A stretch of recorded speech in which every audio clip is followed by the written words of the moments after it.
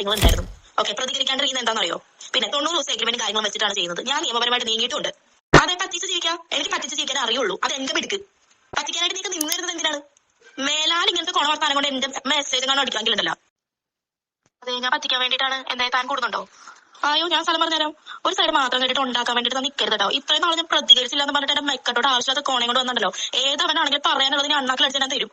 കാര്യം അറിയാൻ നേരിട്ട് സംസാരിക്കാനായിട്ട് നിൽക്കരുത്. തന്റെ ഒന്ന് കാശ് ഒരു നിവർത്തില്ലാത്ത ആൾക്കാർ കയ്യിലുള്ള കാര്യങ്ങളൊക്കെ വിറ്റ് പറക്കി അവിടുന്ന് ഇവിടുന്നൊക്കെ കടം മേടിച്ച് കൂട്ടി എങ്ങനെയെങ്കിലും പുറത്തൊരു നല്ല ജോലി കിട്ടി രക്ഷപ്പെടാന്ന് വിചാരിക്കുമ്പോൾ ഇവരെ പോലുള്ള ഒരു സ്കാം ആൾക്കാരെ പറ്റിച്ച് കാശുണ്ടാക്കാണ്. അതിന് ചോദ്യം ചെയ്തപ്പോൾ ഗുണ്ടാ സെറ്റപ്പ് ഭീഷണിയുടെ സ്വരത്തിലാണ് സംസാരിക്കുന്നത്.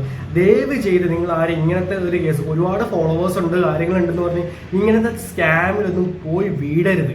ഇവരൊക്കെ ലോക ഫ്രോഡാണ്. എന്തായാലും ഇതിനകത്ത് കോടിക്കണക്കിന് രൂപയുടെ തട്ടിപ്പ് നടന്നിട്ടുണ്ടെന്നാണ് നമുക്ക് അറിയാൻ സാധിച്ചത്.